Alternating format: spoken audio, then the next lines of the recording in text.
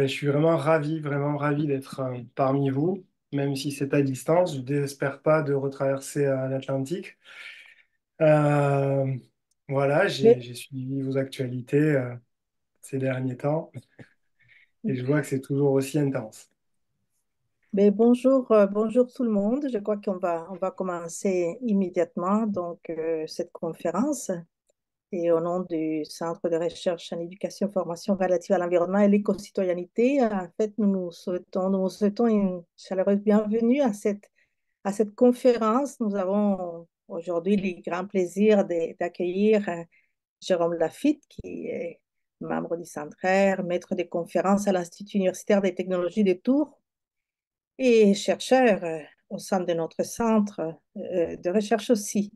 Alors, voilà, et il n'est plus en présentiel avec nous depuis un certain temps. Il a eu cette chance, cette ouverture à Tours. Alors, il est parti, mais nous demeurons étroitement en contact avec lui. Puis, ça nous fait vraiment plaisir aujourd'hui de pouvoir vous offrir avec lui cette conférence sur les enjeux d'institutionnalisation pour une éducation relative à l'environnement, une situation paradoxale. Donc, il s'agit d'une conférence qui se base sur tout un travail de plusieurs années, en fait, de documentation de diverses réalités, en fait, culturelles contrastées à divers endroits. Alors, sur les efforts, les initiatives d'institutionnalisation en matière d'éducation relative à l'environnement. Alors, un travail qui a permis de faire l'analyse des contextes et les divers enjeux et défis qui ont été rencontrés au long de ces processus, en fait, de déploiement de l'éducation relative à l'environnement, et puis qui rend compte alors des difficultés, des obstacles, des acquis aussi, en fait, qui ont pu être repérés à travers ces différentes réalités. Alors voilà, Jérôme, il va nous en parler davantage, sans doute avec bien plus de détails sur cette situation qui sans doute nous préoccupe de façon très particulière aujourd'hui plus que jamais dans les contextes où la réalité même interpelle de plus en plus en fait à revisiter, à réanalyser et puis à se questionner sur nos rapports à l'environnement et puis dans la perspective de reconstruire une relation qui s'est avérée jusqu'à maintenant assez négative, alors avec les impacts que nous connaissons tous et toutes. Alors voilà, Jérôme Lafitte est docteur en éducation et docteur en géographie. Il est enseignant-chercheur à l'Université de Tours, attaché à l'équipe de recherche éducation, éthique, santé. Puis il est chercheur régulier au sein de notre centre de recherche. Il enseigne principalement à l'Institut universitaire de Tours en France. Et ces recherches croisent la formation des adultes et les projets d'habiter les territoires en regard des questionnements environnementaux à l'ère de l'Anthropocène. Il porte attention au rapport au savoir environnemental qui se déploie, au rôle et à la place jouée par les temporalités environnementales dans le projet d'habiter les territoires de vie. Un autre pan de ses recherches porte sur les politiques publiques relatives à l'éducation et à la formation relative à l'environnement qu'il envisage à l'aune de l'étude critique des discours. Alors, j'ai le plaisir de lui céder donc le microphone. Alors, à toi, Jérôme, nous t'entendrons alors pendant la prochaine heure environ, puis par la suite, évidemment, nous ouvrirons un moment d'échange avec les participants, avec le public. Merci. Un gros merci Isabelle, puis doublement parce que pour l'anecdote, c'est toi qui m'as accueilli au Québec il y a plusieurs années et je me souviens encore de manière très émue de ces moments. Donc bah, si je suis là, c'est largement grâce à toi aussi. Et te voir ben, aujourd'hui directrice du Centre, c'est aussi quelque chose d'assez extraordinaire. Donc ben, voilà, de l'eau a coulé. Je vais essayer de présenter deux, trois choses, effectivement, parce que c'est tellement ambitieux que, bon, voilà, il faut rester humble par rapport à ce travail. Je vais partager mon écran tout de suite pour un diaporama qui va me servir de support. Euh, ben, je vais commencer en fait en vous présentant rapidement ce que j'avais prévu de faire, mais je vais être obligé de couper. L'idée, c'était de vous présenter rapidement les principaux constats transversaux un petit peu qui ont émergé à partir de ces quatre points, c'est-à-dire d'abord des enjeux un peu spécifiques par rapport aux politiques publiques en éducation en matière d'environnement. Euh, pour vous préciser aussi d'où je parle d'un point de vue théorique et méthodologique, puis des enjeux je vais articuler à trois niveaux sur l'enjeu autour des questions de décentralisation qui nous permettront d'aboutir à l'enjeu du projet d'établissement en tant que tel, sur le plan pédagogique notamment. L'enjeu, bien sûr, des curriculums ou des programmes euh, scolaires. Là, cette recherche, elle a porté essentiellement sur le contexte d'apprentissage formel, même si avec mes collaborateurs et collaboratrices, on est allé quand même vers des contextes d'apprentissage non formels, un petit peu informels, mais moins. Et une autre grosse thématique autour du manque de formation. Dans le chapitre rédigé avec Lucie Sauvé, on a abordé la question du processus de mise en œuvre des politiques publiques. Et il y a toute une section sur la dynamique participative que j'ai écartée pour des raisons de temps, mais on pourra éventuellement y revenir lors de la discussion. Et enfin, quelques avenues en guise un petit peu de pistes de réflexion et de solutions donc, autour du nécessaire engagement des universités, l'enjeu de l'enrichissement des curriculums, qu'est-ce qui est fait, qu'est-ce qui est proposé jusque-là. Ce n'est pas sans risque, on va voir cela, et la collaboration étroite et non aliénante du secteur associatif qui est déterminante, bien entendu. Ben, en premier lieu, d'où je parle, hein, donc cette recherche, comme le disait très judicieusement Isabelle Orellana, ben, elle a commencé dans les années après 2016-2017 sur un financement du FRQSC notamment, et porté par le Centre d'éducation, de recherche et en éducation, en formation relative à l'environnement et à l'éco-citoyenneté de l'UQAM. Il s'agissait pour moi dans ce projet de travailler principalement sur les politiques publiques à l'échelle internationale, en fait. Sauf qu'il y a une énorme diversité de politiques publiques. L'idée, c'était de s'intéresser aux stratégies hein, mises en œuvre du côté des initiatives portant des avenues intéressantes pour la mise en œuvre d'une stratégie d'éducation relative à l'environnement au Québec principalement. Bien évidemment, à l'international, on est obligé de considérer d'autres cadres référentiels que celui de l'éducation relative à l'environnement. C'est pour ça que dans ma communication, j'ai parlé mon intervention, elle est complètement orientée vers des éléments qui peuvent servir pour une stratégie d'éducation relative à l'environnement, mais j'ai utilisé l'expression éducation en matière d'environnement dans ce travail de recherche pour englober d'autres cadres référentiels que celui de l'éducation relative à l'environnement, par exemple l'éducation au développement durable ou d'autres cadres référentiels que je vais évoquer rapidement par la suite.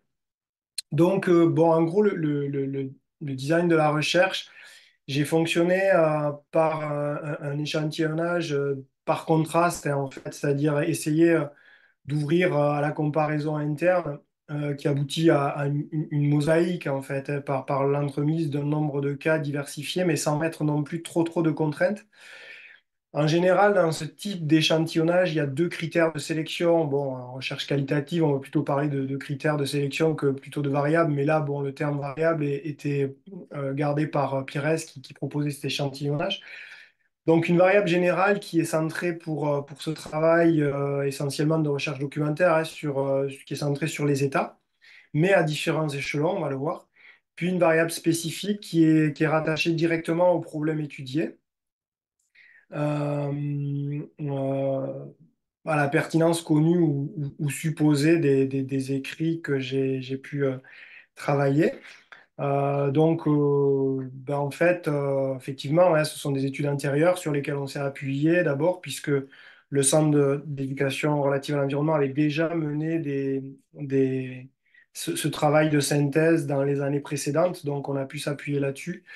Des suppositions qu'on avait par rapport à la stratégie d'éducation relative à l'environnement dont vous avez vu la première page dans une diapositive précédente, et puis effectivement des hypothèses comme source d'inférence et aussi de différence par rapport au cas que j'étudiais en fait. Donc en fait, à la sortie, ça fait une dizaine de monographies qui vont au plus court entre 5-6 pages pour des cas très très restreints et jusqu'à 30 pages et plus pour des synthèses plus amples qui sont, bon, ça, on a une dizaine à peu près de monographies. J'ai mis entre parenthèses les synthèses sur lesquelles j'avais pas forcément travaillé en fait dans le détail ou que j'avais pas forcément développé personnellement. Euh, donc, pardon.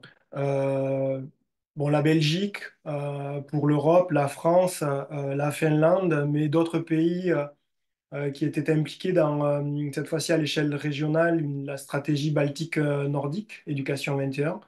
Donc, par exemple, la Norvège et la Suède, sur lesquelles j'ai plus insisté, et l'Islande.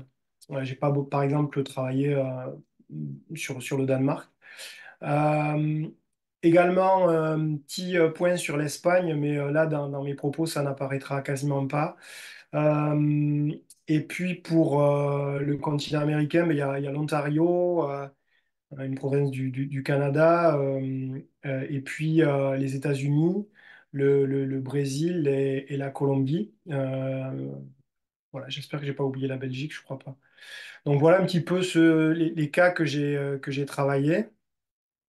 Et bon, pour la petite histoire, bon, ces cas, pour des raisons de contrainte, hein, je les ai travaillés jusqu'à 2020. Après, ça a été compliqué dans le sens où j'ai pris un poste à l'université de Tours et là, ça a été assez intense et difficile pour moi de poursuivre en profondeur ce travail. Donc, la matrice que j'ai essayé de construire, ben, je me suis appuyé sur un travail d'abord de Tom Berryman qui a fait sa thèse sur cette question d'institutionnalisation et qui avait proposé déjà un premier diagnostic et plusieurs éléments.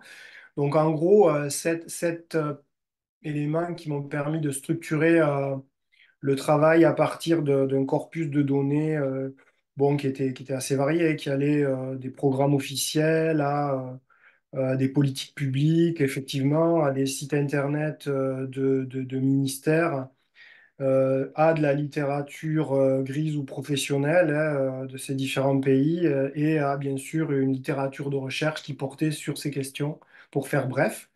Donc, les items étaient les suivants. L'importance d'une mise en perspective historique que pointait Tom Berryman dans sa thèse. L'importance, bien sûr, des instances ministérielles, les initiatives de ces institutions, notamment académiques, on va le voir, mais pas seulement, le rôle du milieu associatif et des ONG, l'intégration de la dimension participative à différentes échelles, l'importance des partenariats et le financement à ressources que je n'aborderai pas ici. Euh, et puis, ensuite, j'ai affiné un petit peu la posture pour les synthèses rédigées. Alors certes, une logique factuelle, mais aussi critique, c'est-à-dire l'idée c'était de questionner les évidences des faits produits notamment par des discours, hein, parce que j'ai pas pu aller au terrain, et c'est un peu les limites de cette recherche documentaire, pour voir un petit peu ce qui se faisait concrètement. Donc on a dans ce que je vais vous dire, hein, un effet lié au discours principalement.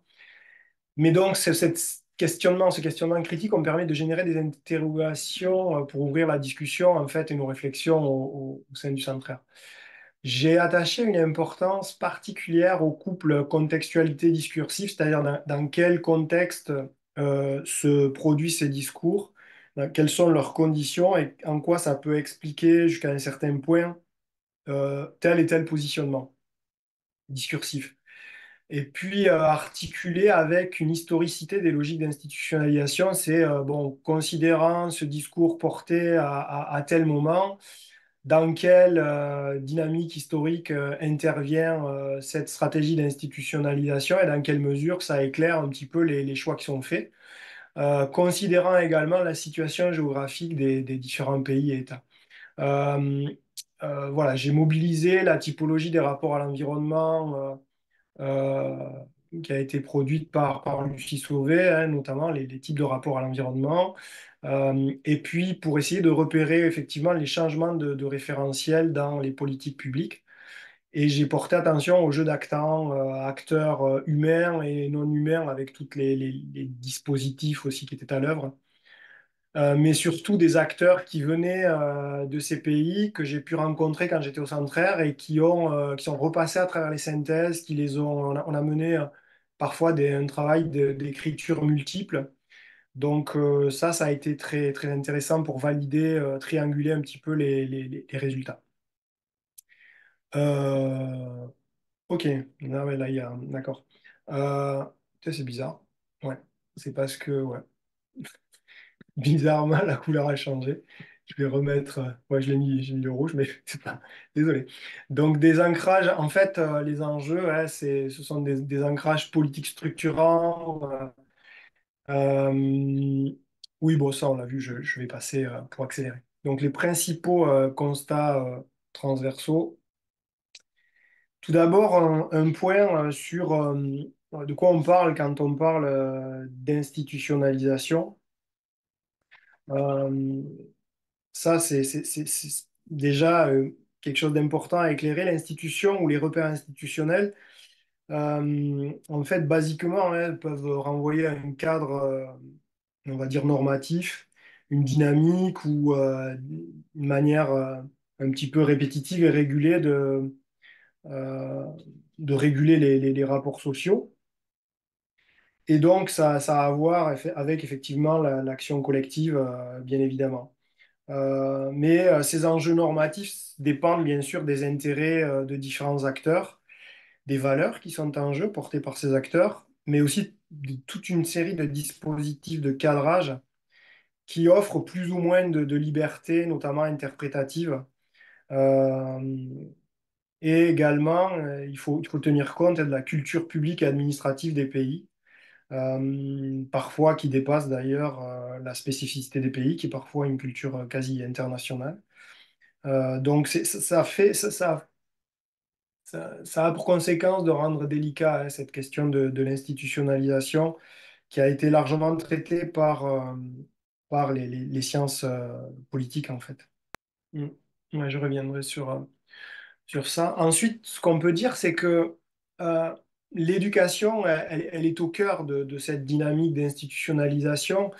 Dans le sens que si on considère que le pouvoir se définit par une institutionnalisation de l'institutionnalisation, c'est-à-dire un pouvoir, il a la capacité de finalement d'intervenir sur les pratiques des différents acteurs, mais de manière à les coordonner de manière assez massive et donc d'institutionnaliser finalement des façons de cheminer en collectif et de créer un collectif d'un niveau plus global et plus sociétal, c'est-à-dire de construire par un pouvoir justement institutionnalisant une société. Donc c'est fondamental et comme l'éducation dans nos démocraties est au cœur de ce processus de construction du collectif et de maintien d'un collectif dans une certaine unité et un certain débat, et que par ailleurs, la sphère éducative, et notamment en France, est traversée par des conflits démocratique notamment, puisqu'il s'agit d'assurer la continuité du collectif. Ben là, on commence à voir que l'institutionnalisation des politiques publiques du côté de l'éducation est un enjeu majeur. Quand en plus on recoupe à ce défi majeur toute la conflictualité associée aux enjeux socio-écologiques, ben là, on se retrouve avec effectivement des éléments délicats pour lancer et développer des politiques publiques en éducation en matière d'environnement. Je pourrais revenir là-dessus en discussion, hein. Donc, avec les logiques qui sont les nôtres, on aboutit aujourd'hui à un pluralisme normatif, c'est-à-dire plusieurs acteurs dans le monde social en général et dans le monde éducatif portent des projets de politique publique.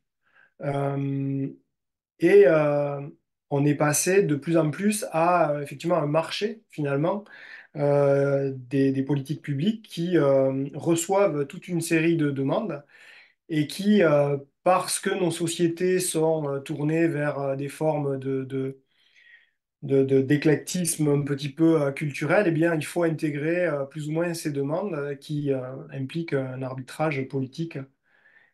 Mais là où le bas blesse un petit peu et là où ça peut être problématique, c'est que l'éducation relative à l'environnement, à plus forte raison avec les enjeux qui sont les nôtres, ben, avec les changements environnementaux, considère que l'éducation relative à l'environnement est une éducation fondamentale. Donc ça, c'est déjà un élément fort pour essayer de faire en sorte que cette éducation relative à l'environnement soit prise en compte par les décideurs politiques. Sauf que la plupart du temps, dans ces politiques publiques, elles sont travaillées par une méthode qu'on appelle l'incrémentalisme. Je ne pourrais pas trop développer, mais l'idée, c'est que, en gros, les politiques publiques sont plutôt frileuses. On a relativement, craignent, comment dire, des changements radicaux et s'appuient sur du déjà vécu et plutôt des changements qui privilégient les petits pas. Or, ce que porte l'éducation relative à l'environnement est souvent assez déstabilisant pour les politiques publiques qui sont largement développementistes. Si je m'appuie un peu sur les travaux de l'anthropologue Marie Douglas, la naturalisation économiciste du développement, l'imaginaire du développement pénètre profondément la plupart des politiques publiques. Or, les questions environnementales interrogent profondément ces façons de concevoir ben, le développement, les politiques publiques et le déploiement des collectifs démocratiques. Et ça pose d'énormes problèmes. C'est pour ça qu'au Québec, dernièrement, il y avait une concurrence autour de politiques publiques sur, par exemple, l'éducation au numérique, politique publique sur l'éducation à la littératie financière. Et au Québec, c'est ça qui a emporté le morceau plutôt que l'éducation, une compétence en éducation relative à l'environnement. Et c'est éminemment problématique. En France, on a des choses assez voisines, on va le voir maintenant. Alors, ces politiques publiques, elles se déploient, je le disais, à différents échelons. Je ne peux pas trop développer parce qu'on a perdu beaucoup de temps, mais effectivement, hein, on a une échelle nationale par des logiques constitutionnelles que je ne développerai pas. Des lois au niveau national, la plus ancienne, c'est celle des États-Unis, l'Environmental Education Act qui a été revu dans les années 90, des politiques nationales, par exemple en Ontario, des programmes nationaux qui passent par des circulaires, en France depuis 1977 ou dans d'autres pays, puis les structures nationales, par exemple, qui portent des centres de documentation comme en Espagne, mais surtout les projets d'établissement qui sont de plus en plus présenté comme l'élément d'ancrage des politiques publiques. Alors, c'est pour ça que je parle ici de décentralisation, recentralisation, dans une dialectique qui interroge la décentralisation. Elle est profondément liée aux logiques libérales et néolibérales. Il s'agit un petit peu de dégager certaines responsabilités qui passent par les compétences sur des collectivités territoriales. sans leur donner forcément les moyens de ces politiques, ce qui est éminemment problématique, et qui par ailleurs se trouve presque instrumentalisé par une recentralisation du pouvoir qui, par différents dispositifs, notamment des agences, essaie de reprendre le contrôle de manière complexe, subtile aussi, éloignée, mais non moins prégnante sur ces collectivités territoriales et les dispositifs régionaux et provinciaux qui sont à l'œuvre. Donc, il y a des effets d'annonce que les choses sont déclinées au niveau local, mais au niveau local, on n'a pas forcément les moyens de développer ces politiques publiques dites décentralisées. Donc, le projet d'établissement va être un outil majeur dans ce développement. Je m'appuierai rapidement, oui, bon, deux exemples, hein, les États-Unis et le Brésil qui illustrent ce que je viens de dire. Donc, je ne vais pas développer, on reviendra peut-être là-dessus, ça c'est pour la décentralisation. En tout cas, on pourra revenir dans la discussion là-dessus, hein, ça manifeste en fait le tournant néolibéral des années 90. Voilà, je ne peux pas développer, je vais plutôt aller sur le projet d'établissement. Donc, ce projet d'établissement est devenu une voie d'entrée privilégiée. Il est largement structuré par une pédagogie de projet qui va dominer et un appel à l'interdisciplinarité. J'ai pris l'exemple de la Belgique qui, dès 97, a un décret qui encourage les établissements scolaires primaires, notamment, à définir un projet d'établissement avec des composantes d'éducation environnementale. Et donc, on a ce projet d'établissement qui va définir un ensemble de choix pédagogiques, d'actions particulières que l'équipe pédagogique de l'établissement entend mettre en œuvre en collaboration avec l'ensemble des acteurs et des partenaires visés, et qui doit tenir compte de l'environnement naturel du quartier, de la ville, du village et dans lesquels l'école est implantée. Ce que ça nous dit, c'est qu'en fait, on a quelque chose qui est quand même assez, comment dire, questionnant hein, pour le fonctionnement d'un établissement scolaire traditionnel qui est plutôt adossé à une logique de la discipline. Là, on est sur une logique du projet, comme les travaux de Julien Netter le travail, hein, c'est une logique thématique qui est souvent portée dans les milieux associatifs par les différentes structures qui savent travailler selon des thèmes particuliers plus que des disciplines. Mais là, ça implique d'abord une collaboration entre disciplines au sein des établissements, une ouverture sur l'extérieur. C'est l'idée que l'école hein, s'ouvre à la société de manière plus forte qu'avant, avec une logique partenariale bon, qui de manière neutre, on va dire, n'est pas forcément inquiétante, mais si on le voit à l'aune des dynamiques néolibérales, on peut voir le partenariat comme une injonction à travailler avec des partenaires qui ne sont pas que publics ou que éducatifs. Mais bon, pourquoi pas. Ce qui est intéressant, c'est que ça implique un ancrage sur l'environnement local. Et puis l'éducation relative à l'environnement est capable d'apporter des choses très intéressantes là-dessus. On pourra en discuter dans les avenirs. En Ontario, on a des conseils scolaires qui vont encore plus loin, qui peuvent réviser les politiques d'éducation environnementale ou en adopter une en collaboration avec leurs partenaires communautaires.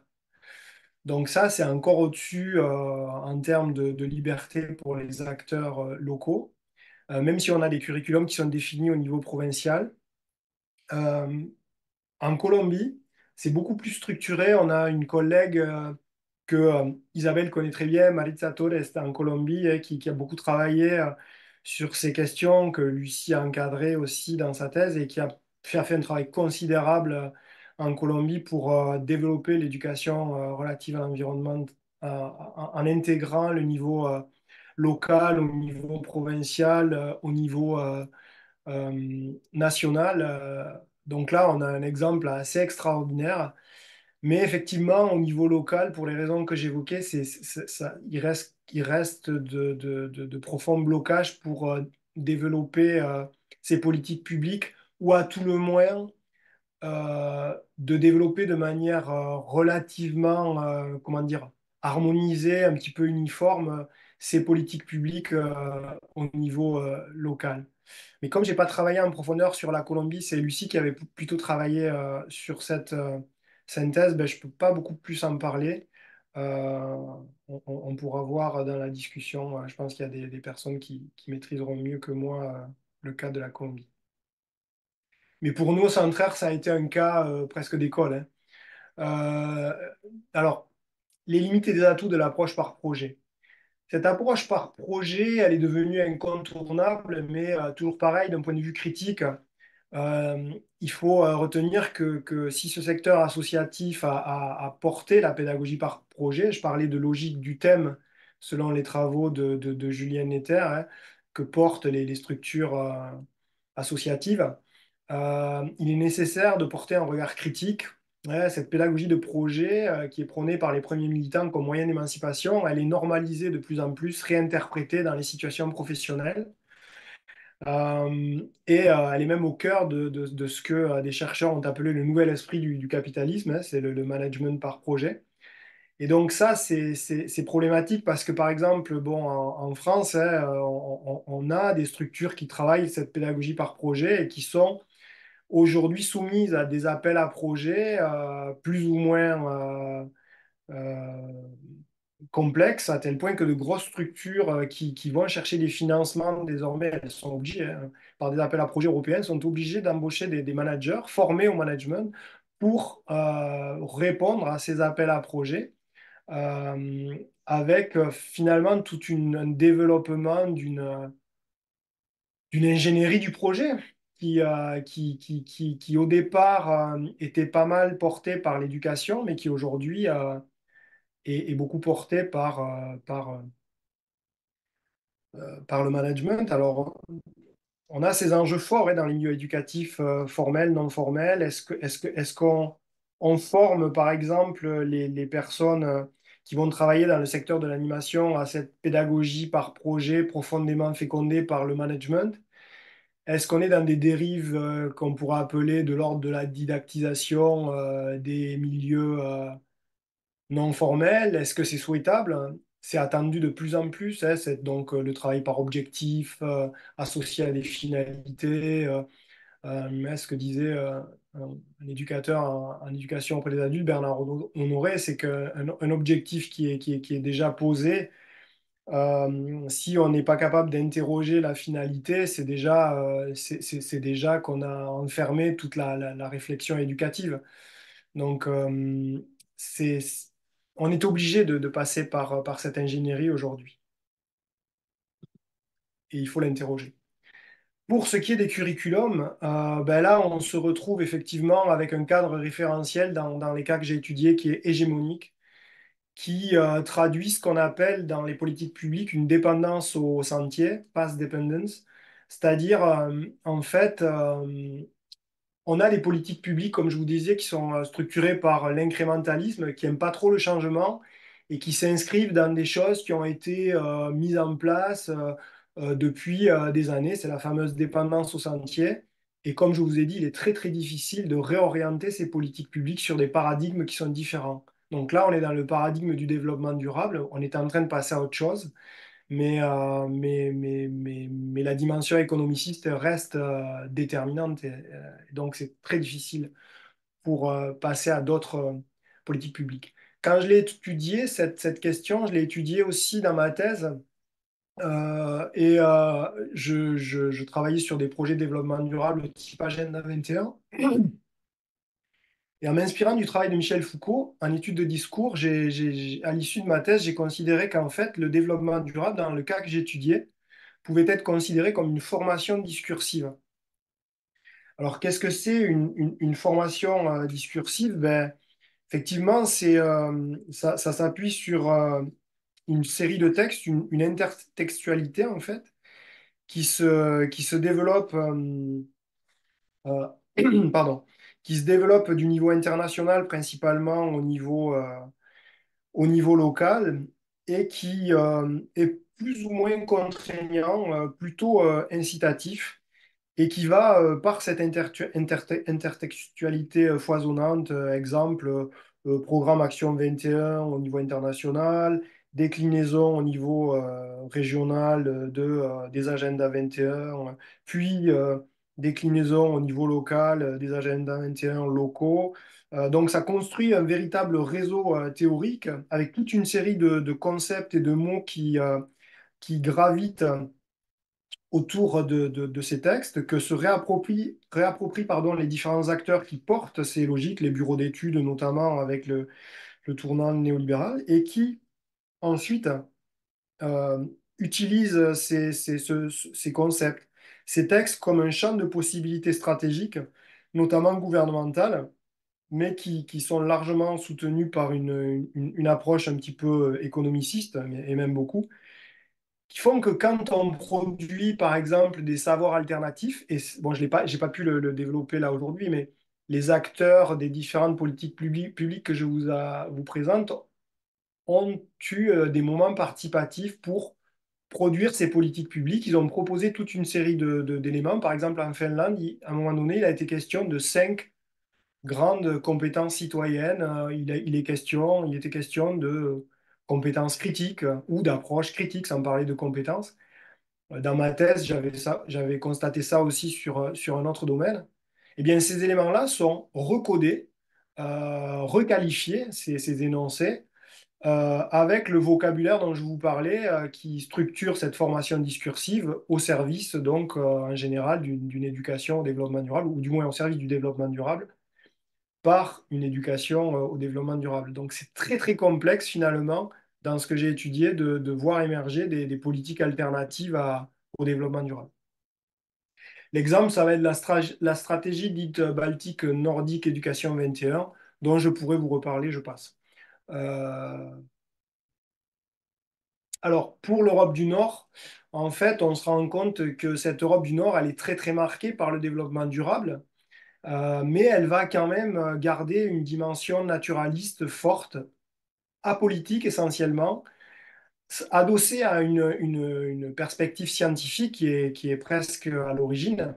La prégnance des sciences de physique demeure forte dans ces pays, soit enfin, dans la plupart de ces pays d'Europe du Nord, ils partent sur une éducation au développement durable. Alors pour moi, c'est une surprise parce que l'Europe du Nord, elle était plutôt associée à un rapport à une nature sensible cultivée, un rapport à une conscience écologique assez fine. Euh, mais c'est les limites un peu de cette recherche, c'est-à-dire que moi, je me suis appuyé essentiellement sur des textes. Donc, il faudrait aller voir au terrain comment ça se passe, parce que d'après ce que j'ai essayé de gratter, de voir pour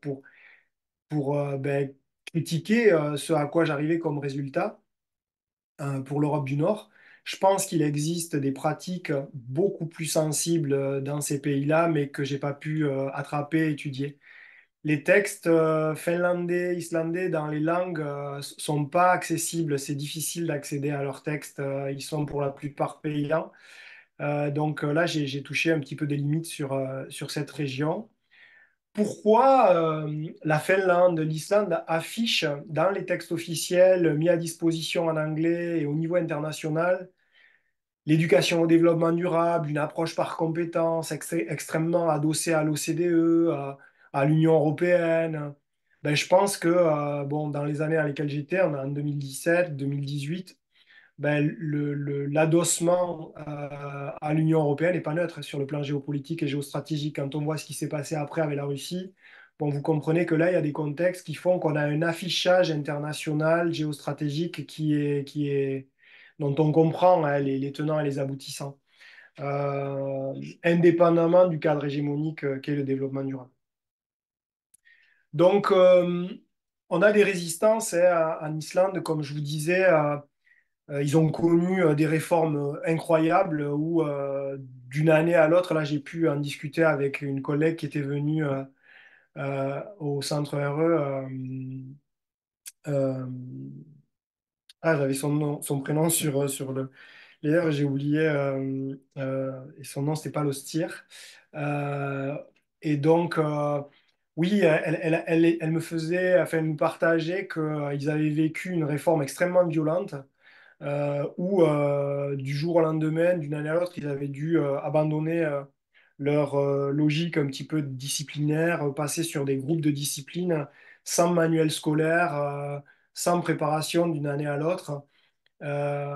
Et effectivement, l'Islande a réussi quand même à garder des pratiques adossées aux sciences biophysiques, à une approche naturaliste, euh, pour résister un tant soit peu à cette vague du développement durable qui déferlait sur leur pays. Ce que j'ai pu observer de manière générale, c'est que le, dans les pays qui sont traversés par le référentiel du développement durable et de l'éducation au développement durable, c'est une hypothèse, mais je pense que à la fois beaucoup d'acteurs se sont rabattus sur les pratiques qu'ils maîtrisaient, c'est-à-dire une approche scientifique et naturaliste, euh, et ils ont retrouvé une certaine possibilité de marge de liberté pour quand même continuer à enseigner, à cheminer, par une approche gestionnaire des ressources, mais qui reste ressourciste, pour pas définitivement basculer dans le développement durable. C'est un peu comme ça que je vois la chose dans les logiques de résistance un petit peu de ces pays à un cadre référentiel qui serait tout développement durable, par exemple. Aux États-Unis, on va voir, si on s'intéresse maintenant aux approches et aux courants pédagogiques dominants, ben là aussi, il y a des approches assez classiques, assez traditionnelles, hein, des approches ressourcistes, très gestionnaires. Le courant éducatif conservationniste qui est très puissant aux États-Unis, le courant résolutique, résolution de problèmes, problèmes-solutions classiques, et aussi le courant scientifique. Euh, Bon, il y aurait beaucoup à dire au sujet des États-Unis qui ont connu effectivement une période Trump difficile pour eux, où les milieux de l'éducation ont essayé de résister à une dérive, là aussi, encore une fois, économiciste et très axée sur les ressources, leur exploitation notamment. Au Brésil, on a aussi des approches traditionnelles, naturalistes et conservatrices pour ce qui est du domaine scolaire, mais on verra que c'est plus complexe tout à l'heure. En Finlande, j'en ai parlé, mais l'approche par compétence est très très puissante et une approche dite intégrative pardon, sur les compétences transversales, mais ça aussi c'est largement porté par l'Union européenne, où on fait exploser les silos disciplinaires qui sont par ailleurs adossés à des syndicats puissants parce qu'il y a un enjeu politique et économique bien sûr et donc, on crée des groupes matières, environnement, sciences et technologies pour dépasser les silos disciplinaires. Alors, en environnement, on voit l'intérêt de dépasser ces silos, mais il ne faut pas oublier les enjeux, comment dire, corporatifs et syndicaux qu'il y a derrière, et qui ne sont pas neutres, avec des enjeux professionnels forts, donc. Euh, Derrière ces approches-là. Alors, bien sûr, qu'est-ce qu'on peut voir, c'est que l'approche dite intégrative par les compétences transversales, ben, elle est technoscientifique, encore une fois.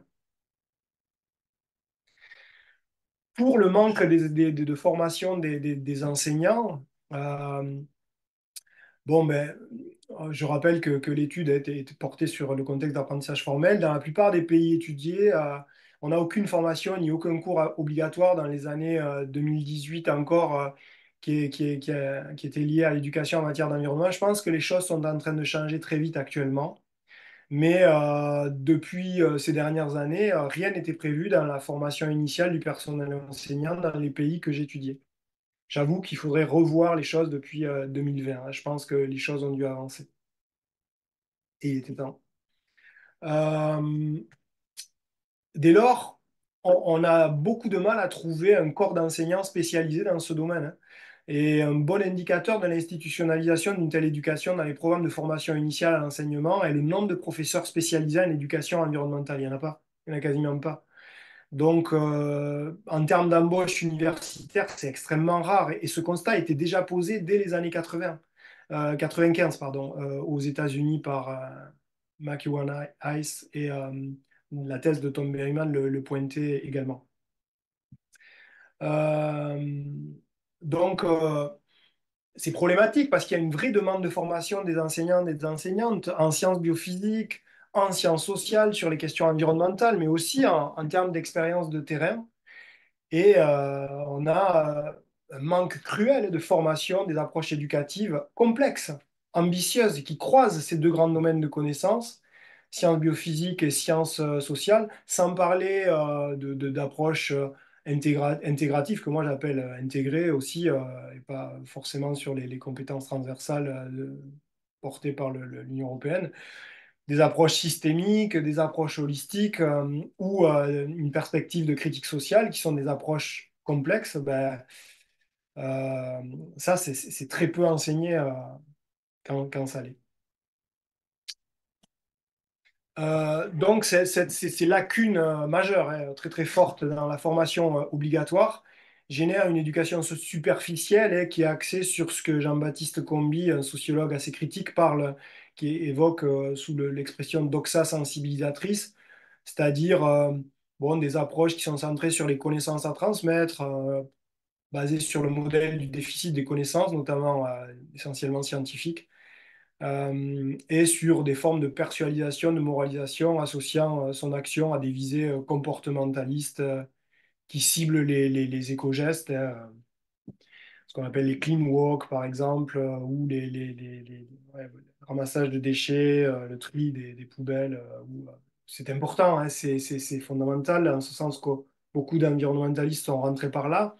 C'est une porte d'entrée pour être sensibilisé aux questions environnementales, mais ça suffit pas et c'est pas on ne peut pas répondre aux enjeux actuels avec ce genre d'approche individualisante. Donc, on a ce constat posé en Ontario, on a un audit réalisé par l'inspection scolaire en Belgique qui pointe ces éléments-là de manière plus fine, je ne peux pas développer. Je pointerai juste un aspect, c'est que ce qui ressort de ces synthèses, c'est que en fait, souvent, l'éducation en matière d'environnement, elle est liée à l'initiative d'une personne enseignante en classe qui se retrouve isolée, avec peu de reconnaissance et peu de soutien. Puis quand cette personne s'arrête, ben, son projet s'arrête. On pourrait se poser la question de savoir si dans le milieu universitaire, on peut être soumis à ce genre de risque. Bon, j'irai pas sur les démarches participatives. Quelques avenues en faveur d'une institutionnalisation, ben, deux axes, le rôle des universités et la nécessaire collaboration entre le milieu formel et les acteurs du milieu associatif. Alors, le nécessaire engagement des universités, il est déterminant pour une institutionnalisation de l'éducation en matière d'environnement ou relative à l'environnement. En Finlande, on a une loi qui favorise au niveau national l'intégration de la recherche et de ses résultats dans la formation initiale des enseignants et des enseignantes. Donc ça a un effet très positif, c'est que ça encourage les universités à offrir des écoles de formation pratique. Euh, et par ailleurs, ça permet aussi de solidifier en quelque sorte le statut des enseignants. Il y a une forte sélection hein, pour être enseignant aux questions dans les pays d'Europe du Nord et notamment en Finlande. Donc, leur statut ils ont davantage confiance, ils sont reconnus par les différents acteurs tels que les parents ou d'autres acteurs sociaux dans leur communauté. Il y a aussi une question financière qui est pas neutre. Donc, une excellente formation apparemment, mais cette formation, elle reste quand même marquée par la prégnance du développement durable et des approches assez classiques et centrées sur les sciences biophysiques, le changement de comportement et l'approche cognitiviste. Cependant, ils introduisent de plus en plus des questions éthiques axées sur les problématiques environnementales. Ça, c'est une grande absente hein, de nombreux pays, ces questionnements éthiques. Et je pense, encore une fois, qu'il se passe des choses au niveau local dans ces pays, au terrain, mais j'ai pas pu les étudier. Voilà. Euh, ouais, voilà, c'est ce que je vous disais. Il a tendance à renforcer un peu l'autonomie, la responsabilité des enseignants. Euh, En Ontario, on a des recherches qui mettent en exergue le rôle des facultés universitaires pardon, comme soutien essentiel. à la mise en œuvre d'une stratégie en éducation environnementale in situ en ligne. Et ça a vraiment démultiplié les possibilités pour permettre des cours de qualification additionnels en éducation environnementale dans le cadre d'une formation continue ou plus libre. Et ça a favorisé le développement d'un réseau actif dans les conseils scolaires locaux qu'on voyait tout à l'heure et dans les communautés. Euh, En Suède, on va avoir d'autres initiatives très intéressantes comme un mandat qu'a la Swedish International Center of Education for Sustainable Development depuis 2006 qui va diffuser la recherche dans le domaine. Alors, je pense que le Centraire, depuis l'UQAM, développe ça hein, pour le Québec, au Canada, puis même au-delà, hein, en plaisantant un peu pour faire le buzz, comme pour ceux qui comprendront. Euh, Effectivement, c'est important hein, de développer des approches alternatives comme le fait le centraire auprès des différents milieux de pratique. Ça reste déterminant. Il y a beaucoup de choses qui se passent au Brésil aussi. On va essayer de voir ça très vite. Vers un enrichissement des curriculums au risque d'une technicisation des enjeux éducatifs, socio-écologiques et de leur dépolitisation, hein, ça c'est un risque aussi. En Ontario, on a un programme dit de majeur, hein, environnement haute spécialisation, qui est proposé aux élèves de 11e et 12e année. Je crois que c'est au secondaire en fait, fin du secondaire, qui comporte 8 à 10 cours avec une dimension environnementale qui est spécifiquement abordée dans le cadre de l'éducation à la littératie financière. Et il s'agit de faire comprendre aux élèves les répercussions sociales, environnementales et éthiques de leurs propres choix en tant que consommateurs. Qu'est-ce que ça nous dit? Ça nous dit qu'on est en train d'intégrer différentes logiques ou demandes dont je vous parlais, l'éducation à la littératie, etc., qui se croisent pour le meilleur de la dimension environnementale, mais ça nous dit aussi que la naturalisation économiciste reste puissante, puisqu'il s'agit quand même de penser les personnes en tant que consommateurs. Donc c'est quelque part cette fameuse naturalisation développementiste et économiciste qu'évoquait Marie Douglas par l'intermédiaire des institutions. Autrement dit, le principe de cohérence de l'action publique est naturalisé par des approches économicistes, en fait.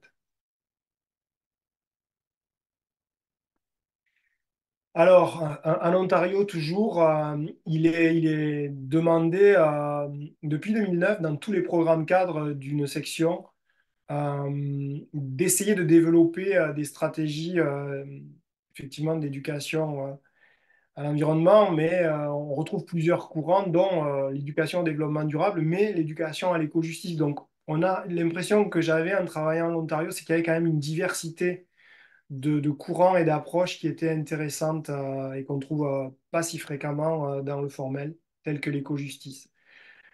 Pour le Brésil, par exemple, on va avoir un dispositif institutionnel qui est intéressant. Pour moi, ça a été le pays le plus inspirant en termes de politique publique, mais c'est toujours pareil, on est beaucoup dans le déclaratif, même si j'ai beaucoup discuté avec mes collègues, Mariana, Tambellini, je vais écorcher leur nom, mais là, je me suis inspiré du travail de Maria Andrade Torres Campos. On est en contact hein, pour rédiger notamment les différentes synthèses. Et effectivement, on a toute une série de lois au niveau national qui ont structuré l'éducation, éducation ambientale, l'éducation relative à l'environnement. Et ça a apporté ses fruits malgré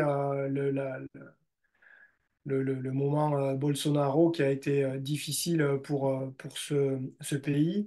Mais ce qui est intéressant de voir, c'est qu'on a non seulement un programme national au niveau des directives pédagogiques, qu'on a une structuration qui passe par un réseau qui inclut le milieu associatif avec des déclinaisons au niveau régional, et ça régulièrement depuis les années 90 et de manière assez structurée et cohérente. On va avoir d'ailleurs, non, je verrai ça après, ouais.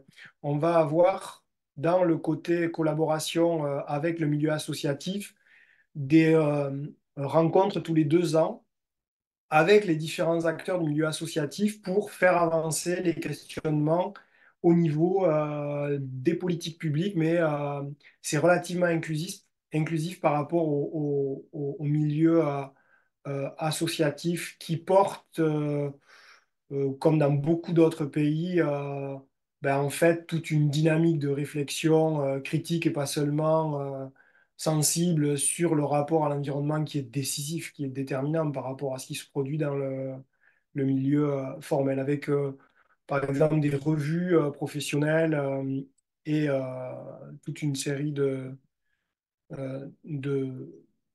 Alors ça m'a impressionné de dispositifs d'évaluation qui sont capables d'aller chercher des éléments issus de la pédagogie de Paulo Freire, qui a profondément influencé les pédagogies critiques, et qui, à partir de 8 dimensions structurantes, développe toute une série d'indicateurs de suivi et d'évaluation des politiques publiques qui sont axés sur la dimension dialogique, la dimension participative, la dimension critique. Donc, c'est vraiment assez impressionnant de voir ce que le Brésil a développé de ce point de vue-là. Mais je me questionne sur l'application au terrain de ce genre de dispositif. Euh, En tout cas, ce qui est sûr, c'est que ce secteur associatif est très dynamique, notamment en Belgique, avec le réseau ID, qui est un réseau assez extraordinaire, qui, bon, a essayé de faire ce qu'il pouvait dans les logiques participatives structurées par le développement durable. Mais bon, le choix de ne pas institutionnaliser l'éducation relative à l'environnement obligatoire a été acté, ça affaiblit un petit peu la perspective. On est sur effectivement une éducation relative à l'environnement, au développement durable qui essaie bon, de faire cheminer 2 paradigmes qui sont plutôt différents. Mais l'émission au développement durable est assez puissante par la démarche participative justement dans ce pays. Heureusement, ce réseau et l'Institut pédagogique qui a muté là récemment d'éco-pédagogie reste très très dynamique et très porteur pour l'inspiration des acteurs au terrain. Donc en France, on a aussi toute une série de réseaux associatifs qui contribuent à la pratique, à la diffusion d'une éducation en matière d'environnement. On a un travail associé au milieu universitaire, notamment par les instituts universitaires technologiques, les IUT, qui offrent des licences professionnelles qui permettent de travailler ces questions de manière assez originale, avec des perspectives critiques, avec des perspectives sensibles qui sont souvent oubliées. Mais c'est des licences qui sont là aussi en sursis, menacées. Bon, il y a 2 licences principalement hein, en France qui développent celle-ci, dont la licence médiation scientifique et éducation à l'environnement de l'IUT de Tours, qui a été mise en œuvre notamment par Dominique Bachelard et Dominique Cotreau, qui sont récemment partis en retraite, qui ont fait un travail assez extraordinaire à l'IUT de Tours. Donc, bon, ben, ces milieux associatifs ont occupé un espace longtemps délaissé par le secteur scolaire, hein, et les pédagogies de la nature, les pédagogies critiques, mais Aurélie Zouan, qui est une collègue que je vous invite à lire et qui travaille sur ces domaines, montre que les productions réalisées par les structures qualifiées de militantes par l'éducation nationale en France, donc comme les associations de protection de l'environnement, sont écartées a priori, sans examen de leur contenu, au profit de productions pédagogiques cautionnées par une certaine expertise scientifique, pardon, mais qui ont finalement une pertinence parfois assez faible. Euh, Parce qu'il faut conclure, hein, je garderai 4 idées. Ben, promouvoir la dimension essentielle de l'éducation fondamentale qu'est l'éducation relative à l'environnement pour résister, parce qu'il le faut bien, hein, vous avez compris. Dépasser la négativité de la guerre épistémologique au cœur des questionnements environnementaux et des positionnements clivés qui nous maintiennent dans l'ornière entre 2 grands domaines de connaissances qui ont du mal à dialoguer, les sciences biophysiques et les sciences sociales. Cultiver le croisement entre connaissances scientifiques et savoir portés par l'expérience des citoyens et citoyennes, habitantes des territoires de vie. et favoriser une synergie étroite entre différents milieux formateurs, dont le milieu naturel, qui nous interpelle et qui nous forme aussi, pour peu qu'on soit un tant soit peu en écoute éco-formative. Et ça, c'est pas simple, et c'est loin d'être gagné dans les dynamiques actuelles. Voilà, j'ai essayé d'abréger. Je suis désolé, je suis allé un peu vite, mais on a la discussion pour échanger au besoin sur certains aspects sur lesquels vous souhaiteriez que je revienne. Merci infiniment, Jérôme. Merci beaucoup pour cette conférence qui a démarré dans la difficulté technique, mais qui finalement s'est déployée fluidement, puis nous a permis d'explorer à travers toi ce travail formidable que vous avez réalisé d'analyse, en fait, d'université, d'initiative, d'institutionnalisation de l'éducation relative à l'environnement, et puis qui permet en fait de mettre en évidence la grande complexité de ces dossiers et en fait, la multiplicité des défis auxquels on fait face justement pour arriver à l'élaboration et à l'adoption, puis à la mise en œuvre des politiques publiques en éducation relative à l'environnement. Tu as évoqué le cas de deux pays latino-américains, le Brésil en particulier, qui constitue en effet une source d'inspiration et d'apprentissage, je dirais, importante. Et puis, en effet, celle de la Colombie aussi mériterait d'être connue davantage. Et d'ailleurs, les efforts ils sont actuels. En fait, en novembre de l'année dernière, justement, il y avait à travers les pays des milliers de citoyens qui se sont réunis dans tous les départements, dans toutes les régions, et à travers, en fait, pour actualiser la politique nationale d'éducation relative à l'environnement. C'est certes une initiative gouvernementale, donc qui avait été mise de l'avant par autant le ministère de l'Éducation en collaboration avec le ministère de l'Environnement. Donc, c'était le sommet d'éducation relative à l'environnement dans cette perspective d'actualisation. Et puis une perspective d'actualisation de la politique nationale, dans une perspective d'ancrage fort dans les territoires. Et je crois que ça, c'est un des éléments qui me paraissent importants à considérer. Et en ce sens, ils ont aussi en fait déployé des efforts de cartographier les initiatives, les expériences d'éducation relative à l'environnement développée dans la perspective de fournir ou en fait, de le mettre à contribution comme des outils en fait, d'apprentissage. Alors, je dirais que un des éléments qui apparaissent, c'est justement comme source d'inspiration, c'est celui le défi essentiel de reconnaître, valoriser l'apport fondamental des acteurs et actrices de terrain, en fait, autant du milieu formel que du non formel. Donc, la nécessité de systématiser, de partager, d'articuler en fait les apports dans ceux des ONG et des réseaux comme la CUPER, et Équiterre, au secours, mais aussi des réseaux comme le Front commun pour la transition énergétique, la Coalition pour le Québec et Mermine, évidemment aussi la Coalition éducation, environnement et citoyenneté que j'espère trouvera un nouveau souffle pour se dynamiser également. Donc, ça, c'est un aspect qui apparaît comme crucial dans tous ces endroits-là. C'est l'engagement des acteurs et des actrices des terrains dans la diversité des milieux comme forme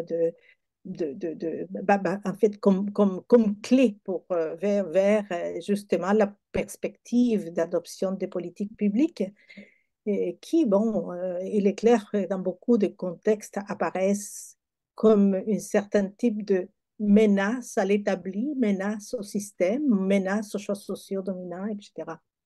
Mais bon, voilà, merci beaucoup. Et puis, sans doute, il y aurait parmi ceux qui sont présents, celles qui sont présents, désir de participer par des commentaires, des questions. Alors, on ouvrirait un moment d'échange. Vous pouvez soit lever la main virtuelle ou faire un signe afin qu'on puisse identifier ceux qui souhaiteraient ou celles qui souhaiteraient participer. Ça fait plaisir que Lucie aussi soit présente. Merci beaucoup, Lucie.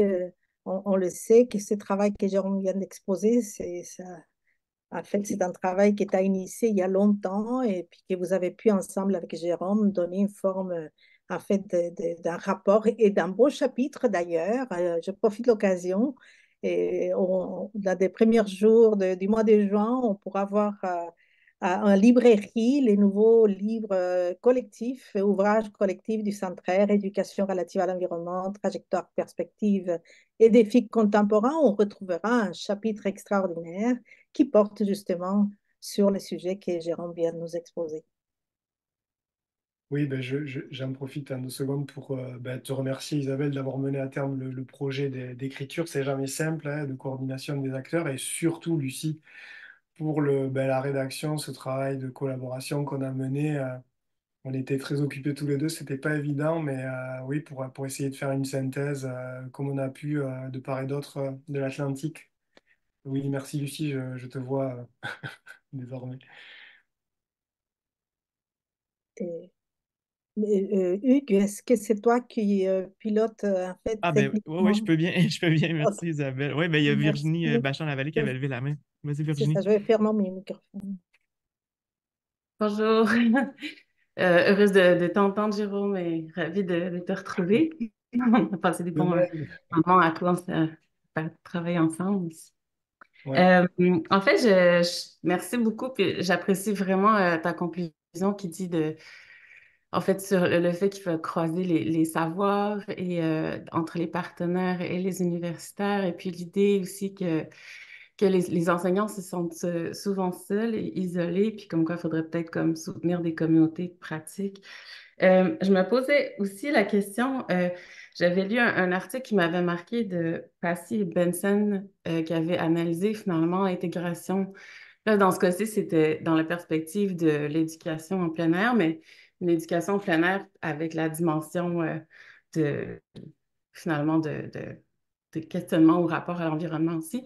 Donc, il mentionnait que en fait, les institutionnalisations, excusez, le mot est difficile, de l'éducation relative à l'environnement semblaient avoir réussi davantage dans les pays où ça avait été pris en compte dans une approche inductive.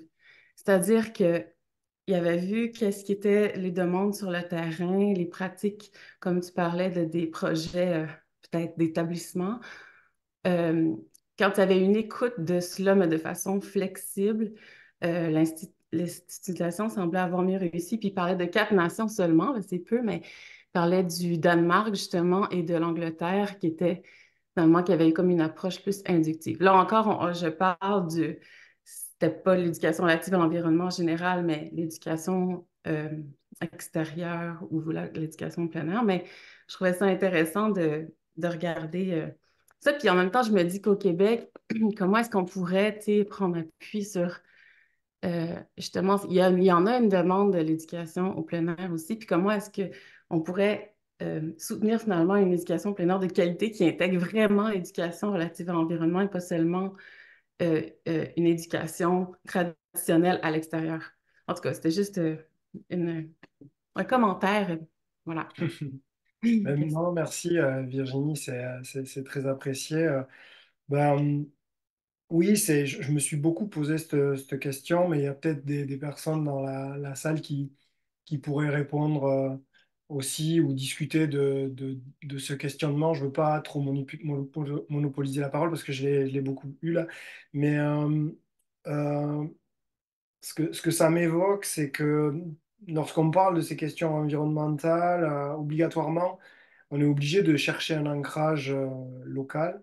Ce qui soulève déjà un enjeu fort, c'est qu'est-ce qu'on fait des personnes qui viennent d'autres pays, donc des personnes euh, qui viennent de l'immigration et la spécificité de l'éducation relative à l'environnement, si on est conséquent et qu'on considère que c'est la relation à l'environnement qui prime, là, pour le coup, c'est un enjeu majeur. Parce que ben, cette relation à l'environnement, pour cette personne, elle passe par son expérience d'un pays qui est pas du tout celui dans lequel elle atterrit. Or, nos sociétés sont de plus en plus mondialisées.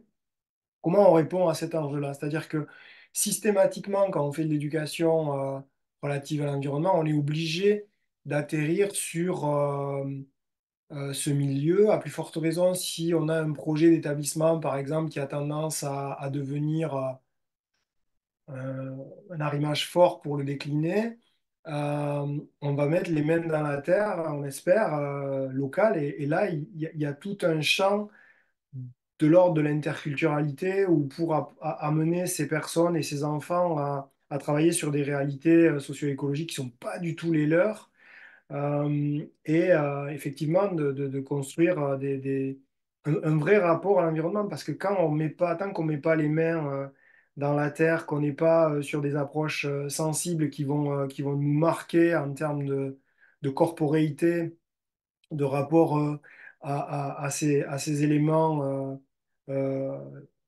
qui font notre environnement, on va avoir un discours très lointain euh, par rapport à ces questions-là. Donc ça me paraît être un enjeu fort qui renforce la dimension effectivement d'ancrage local et qui ouvre pour ce que nous, on a développé aussi au Centraire, c'est-à-dire tout ce qui est exploration critique du milieu. Mais cette exploration critique du milieu, elle peut investir, travailler la pédagogie de projet qui est un peu dérivée, en allant chercher aussi le côté sensible. Paradoxalement, le côté sensible et sensoriel du milieu peut être une avenue pour décentrer les regards et construire des outils extrêmement puissants pour des enfants et des adultes pour s'approprier le milieu, en parler et entrer dans ce collectif dont je parlais, pour lequel l'institutionnalisation est une clé. Super, mais merci, Jérôme. Je pense que ça rejoint probablement des cordes sensibles, justement, de Virginie qui s'intéresse beaucoup à intégrer ces approches du sensible dans l'enseignement en éducation relative à l'environnement. Il y avait Maya qui a levé la main également.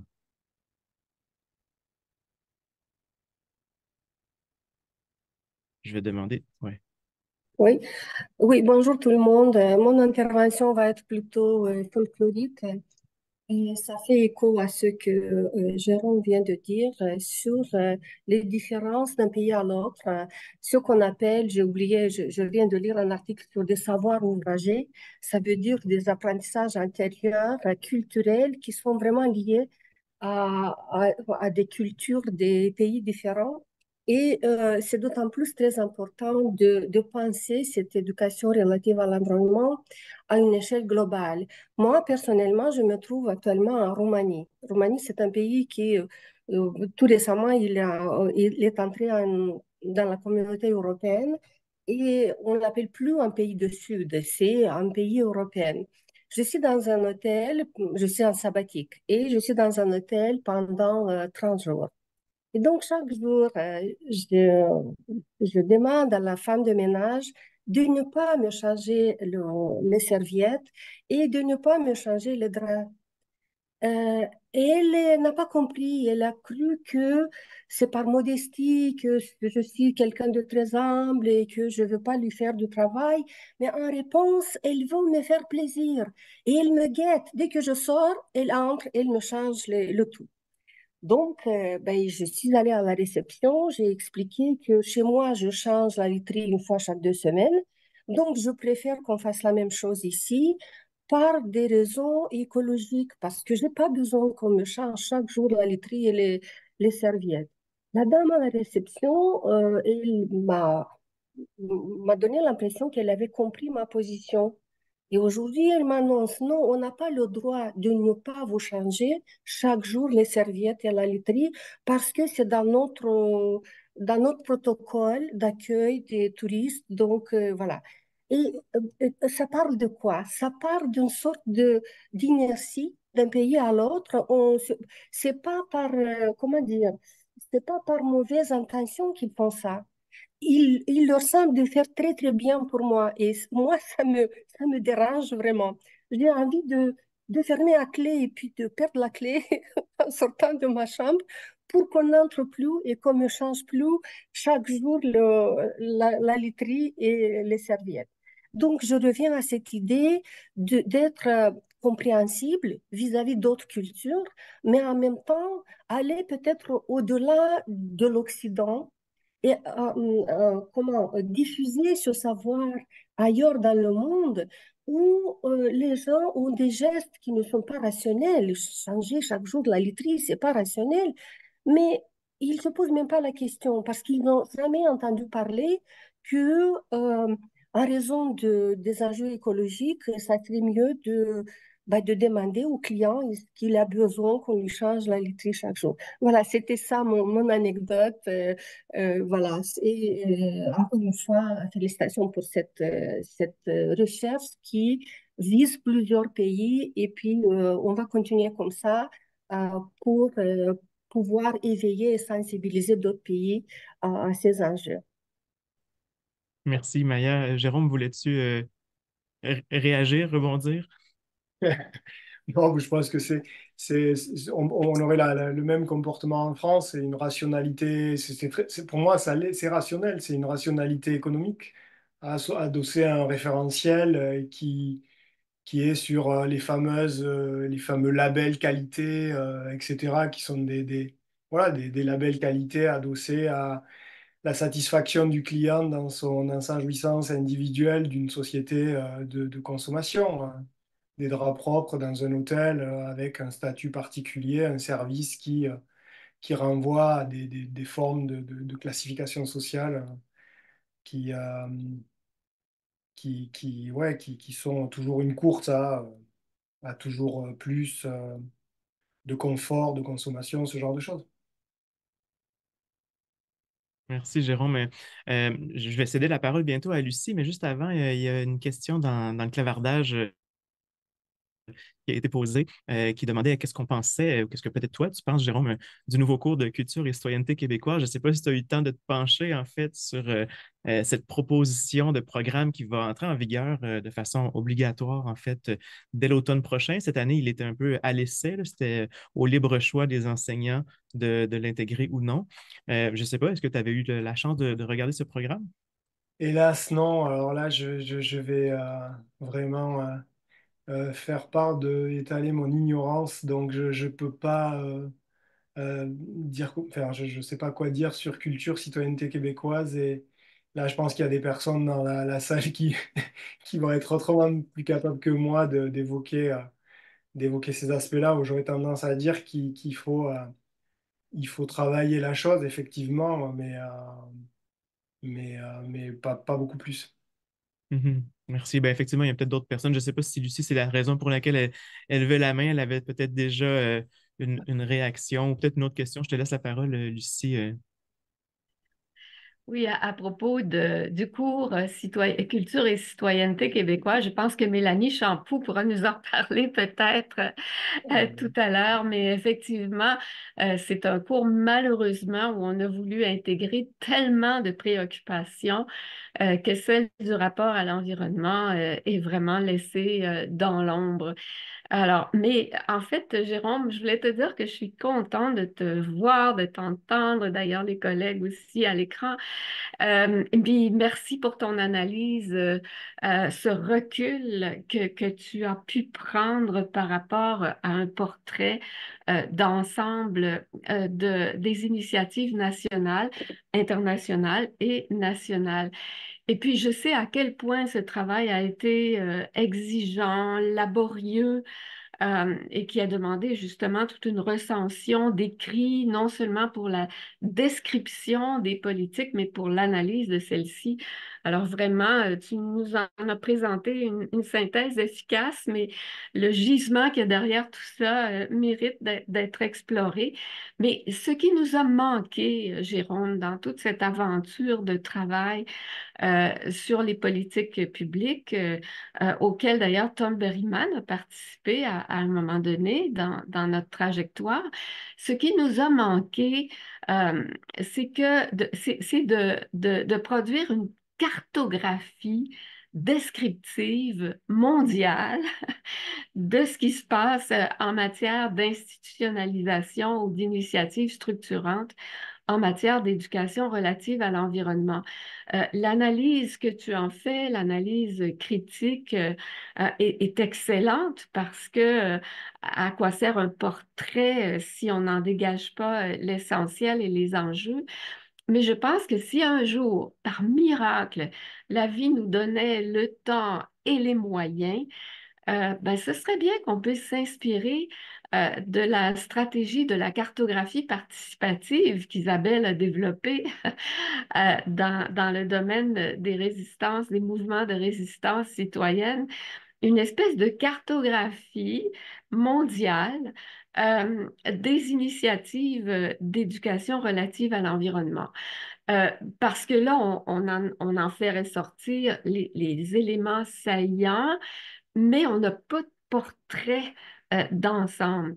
Puis c'est sûr qu'une telle cartographie pourrait s'appuyer sur une collaboration de tous les collègues avec lesquels on a déjà échangé à ce sujet. Jérôme a poursuivi vraiment les collaborations autour de ce projet d'analyse.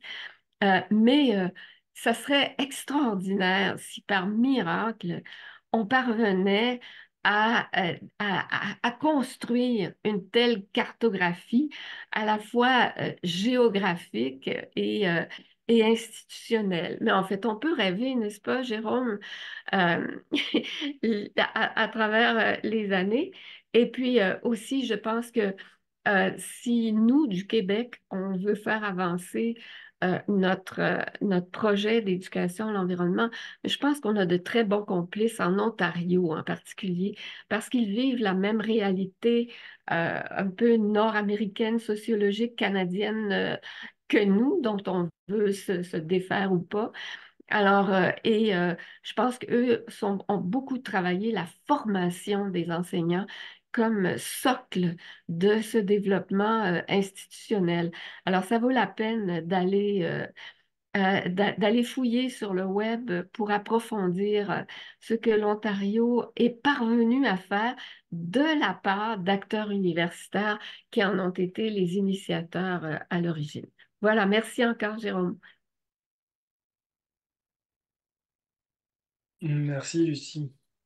Bon, en deux mots, même s'il n'y a pas vraiment de réponse, mais je suis enfin, c'est toujours pareil, j'avais la petite phrase qui tournait entre le hiatus qu'il y a entre la carte et le territoire et toujours éviter de confondre les deux. Mais c'est vrai que à l'issue de ce travail, même si, bon, là, je suis allé très vite et à grands traits, euh, ce que j'aurais envie, à la limite, comme tu dis, idéalement, ce serait de voir comment ça se passe au terrain. Parce que je comprends bien qu'on est dans des approches très, très discursives, qui se positionnent, qui prennent une position. Mais je pense que ce qui se passe au terrain, et pas sur le terrain, avec une position un peu de domination, ben, c'est différent. Et par ailleurs, ces dernières années, je crois qu'il s'est passé beaucoup, beaucoup de choses. Donc, on en parlait quand on avait lancé ce projet. Ben, c'est des projets qui sont hyper exigeants et qui d'un certain côté, sont frustrants parce que ça change tellement vite que très vite, les conclusions qu'on porte sont obsolètes. Sont obsolètes. Donc, il y a ces deux axes, c'est-à-dire qu'est-ce qui se passe au terrain et qu'est-ce que les derniers changements ont impacté dans les formations initiales. Tu vois, sur l'Ontario, moi, j'étais resté avec ce cher Hopkins qui poussait pour que le développement durable s'impose en Ontario et je voyais qu'il poussait fort et il était pas loin d'avoir réussi. Là, tu me dis qu'au niveau des collègues universitaires, ben, il y a des choses qui se sont passées et qui sont stimulantes, donc ça change très vite.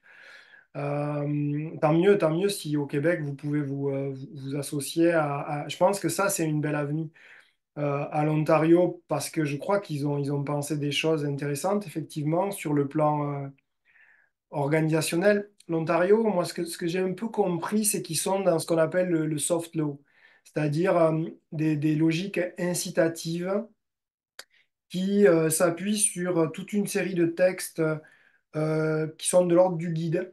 Le guide pour les enseignants, le guide pour tel corps professionnel, qui donne des outils mais aussi des outils de réflexion. Et finalement, cette dimension incitative qui structure ce qu'on appelle le soft law, j'ai l'impression que ça peut être effectivement intéressant pour structurer des logiques d'acteurs. Mais la question que je me pose, c'est est-ce que ça permet un changement paradigmatique dans une temporalité assez courte? Là, j'ai des doutes. Là, j'ai des doutes parce que ça peut permettre d'arriver à faire des dynamiques actorielles locales, provinciales intéressantes. Est-ce qu'on peut vraiment changer les choses, accélérer de manière majeure sur le rapport aux changements environnementaux, l'institutionnalisation? De l'institutionnalisation, comme je disais, je suis pessimiste. Je suis pessimiste. Et quant à l'idée de cartographie, on va toujours être débordé parce qu'on sera toujours débordé par le réel, par le territoire, par le terrain. Est-ce que ça apporterait, tu es mieux placé que moi, tu as toute cette expérience, mais moi je ne suis pas sûr qu'une cartographie, elle nous permettrait de peser là-dessus. Merci Jérôme pour cette réponse. Dans la file d'attente, il y a deux personnes là, qui veulent prendre la parole. Il y a Tom Berryman et Nicolas Bachand. Je vais donner la parole à Tom pour commencer. Bonjour Jérôme, merci de la présentation qui me replonge dans ma thèse qui a déjà une vingtaine d'années, mais ça me replonge aussi dans toute l'histoire de l'éducation relative à l'environnement au Québec. Là. Tu sais, avec Lucie, on a commencé au milieu des années 80 à œuvrer dans ce domaine-là, puis à se démener pour qu'il puisse se développer. Euh, L'éclipse de lundi, là, ça nous a replongé dans des échelles temporelles puis spatiales immenses. L'histoire de l'éducation relative à l'environnement au Québec, c'est une quarantaine d'années, mais tu sais, les véritables percées en formation en enseignement puis dans les curriculums, on a encore beaucoup de chemin à faire. En me replongeant dans ma thèse, je repensais aux travaux que Lucie et Jean Robitaille avaient fait en 1992 sur l'éducation relative à l'environnement dans les écoles primaires. Puis c'était pas facile, ça bloquait. Puis il y avait beaucoup d'acteurs. Fait que, tu sais, ça fait longtemps qu'on essaie de faire avancer ça. C'est pas facile. Je recule encore plus loin dans le temps. Il y a 100 ans, les travaux de Marie-Victorin, il a œuvré comme un défoncé pour faire avancer, dans son cas, l'éducation à la nature pour les sciences naturelles. Puis il a finalement beaucoup développé en marge des écoles primaires. Fait que c'est un défi de longue date que de voir installer des choses dans l'éducation. Puis tu le pointais bien au début de ta présentation, l'importance centrale de l'éducation au sein des sociétés, puis les enjeux de pouvoir, puis des instances qui vont vouloir être agissantes sur l'éducation. Euh, Puis autour de l'éducation relative à l'environnement au Québec, je vois des discussions qu'on a souvent eues entre les politiques puis les programmes. On a déjà eu des programmes très forts en éducation relative à l'environnement, au ministère de l'Environnement, puis des programmes scolaires, même au primaire, sans qu'il y ait de grandes politiques. Fait qu'on peut avoir des programmes qui sont très agissants. Puis on a souvent eu des appels à des politiques, puis ça apparaît un peu dans ce que tu pointes. On a des politiques, mais qui ne se traduisent pas dans des programmes. Ou quand ils se traduisent dans des programmes, mais c'est peut-être pas ce qu'on attendait par la politique en question. Ma boutade, des fois, c'est attention, vous voulez une politique, vous demandez une politique, bien, vous allez peut-être en avoir une, les amis, mais ce ne sera peut-être pas celle que vous désirez. D'où l'importance d'une sensibilité aux réalités de terrain.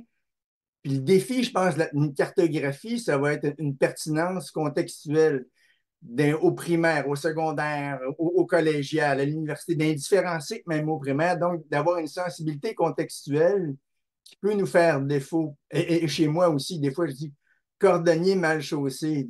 Tu privilégies des approches contextuelles, mais dans tes interventions, tu n'as pas de sensibilité contextuelle. Fait que c'est un peu ça que je voulais amener. Mais c'est un peu triste de voir que les blocages restent beaucoup là dans la réalité. Et que ma foi, le temps presse, mais bon, ça, c'est un autre enjeu. Mais merci encore pour les propos. Merci, Tom. Ouais, Jérôme, voulais-tu réagir tout de suite? Non, peut-être prendre D'accord, la la prochaine question. intervention. Merci, Jérôme. Oui, Nicolas. Je trouve que Tom et ce que Lucie ont dit est tout à fait à propos.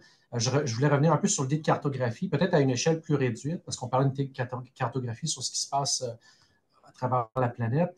Je dirais que moi, je travaille au Cégep Marie-Victorin, puis la première question qu'on se pose, c'est quelles sont les initiatives qu'on fait au niveau local en ce qui a trait à l'ERE, soyons clairs, que ce ne soit pas des initiatives portées sur l'environnement, qui aient une portée véritablement pédagogique en lien avec ça.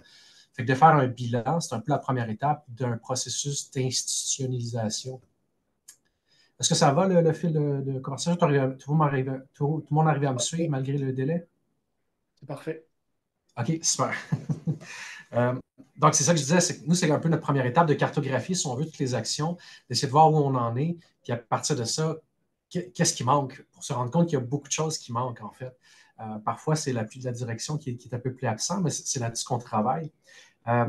Puis je sais que c'est une initiative que la Fédération des cégeps a pris également de cartographier dans l'ensemble des cégeps quelles sont les initiatives en matière d'environnement, quelles sont les initiatives d'institutionnalisation aussi en matière d'environnement.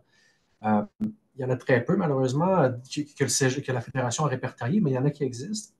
Puis d'avoir cette cartographie-là, à l'échelle de mon cégep, ça me permet de m'y baser et de pouvoir dire, regardez ce qui se fait ailleurs, regardez sur quoi on peut s'inspirer, puis nous-mêmes avancer dans cette direction-là.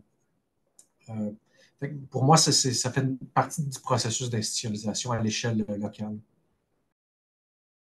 Ben, merci pour cet apport, Nicolas.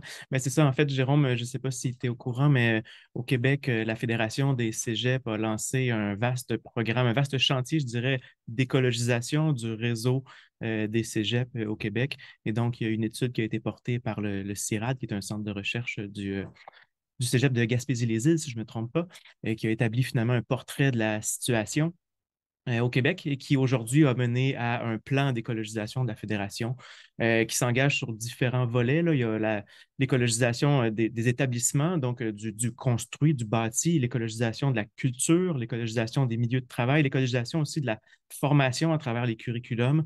Donc vraiment un vaste champ d'écologisation qui a été lancé, puis je pense que c'est à ça que faisait référence Nicolas. Et donc, que cette cartographie-là, peut-être que Lucie appelle, pourrait possiblement là, outiller finalement des personnes sur le terrain pour prendre acte de ce qui se passe, mais peut-être que tu veux réagir à ça.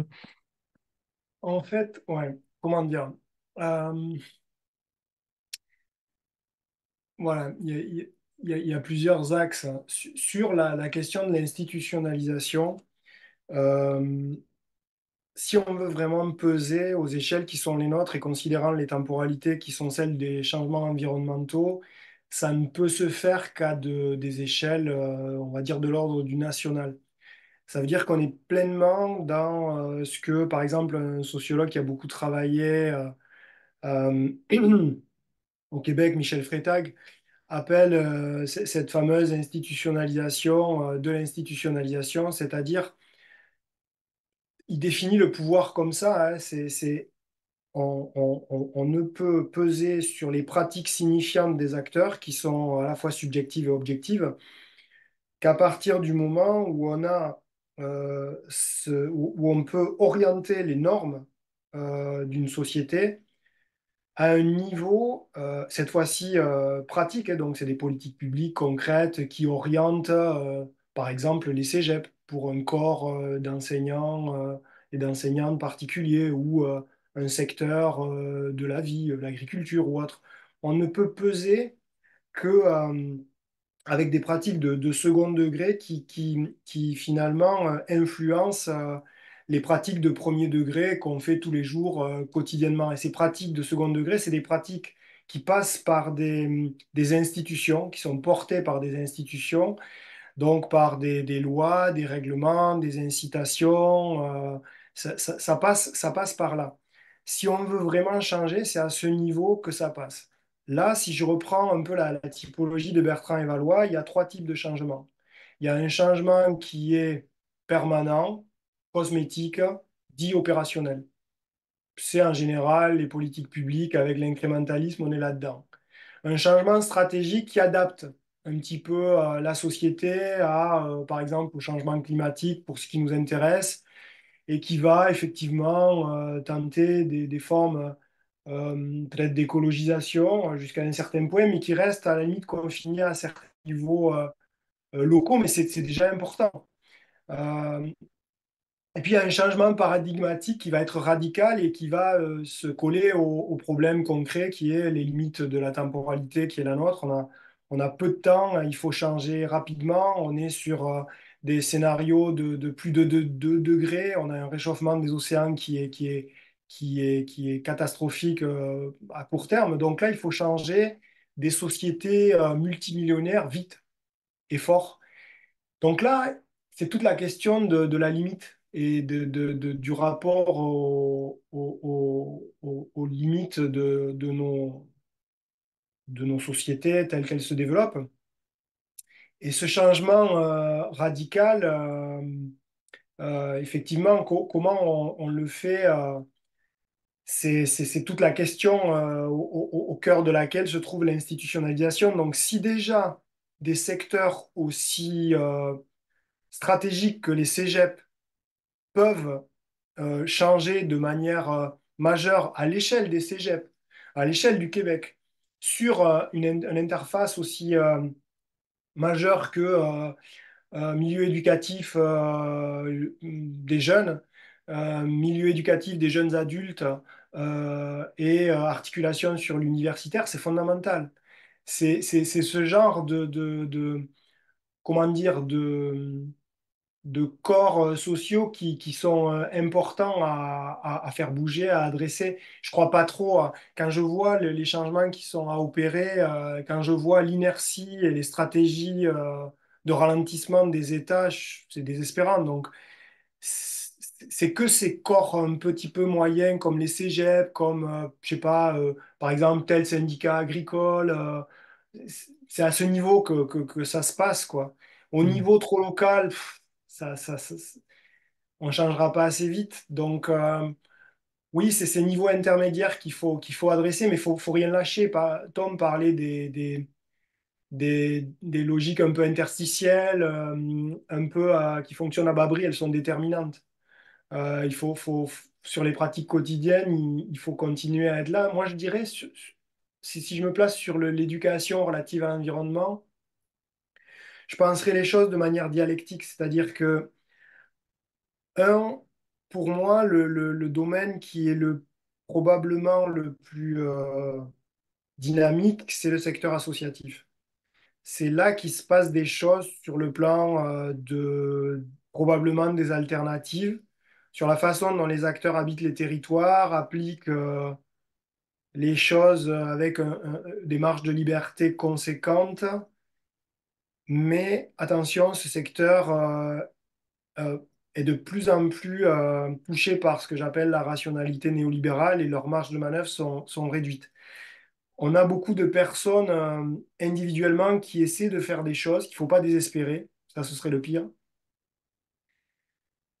On a des élus qui sont de plus en plus interpellés, qui ont du mal un petit peu à aborder les questions. Je devrais me coller dans les semaines à venir et les mois à venir à des formations données dans les ministères en France, avec une hétérogénéité des publics incroyable, mais des gens qui ont en quelque sorte des leviers importants pour faire changer les choses, mais des publics qui sont contraints, qui n'ont pas envie d'être sur ces formations et qui ont un rapport aux questionnements environnementaux qui ne sont pas forcément positifs.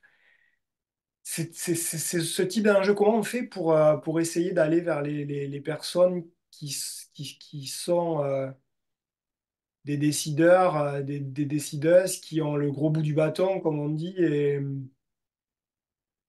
qui peuvent être des accélérateurs, c'est ce genre de choses. Après, il se passe quand même des choses dans le milieu technologique, au niveau des ministères. Je pense que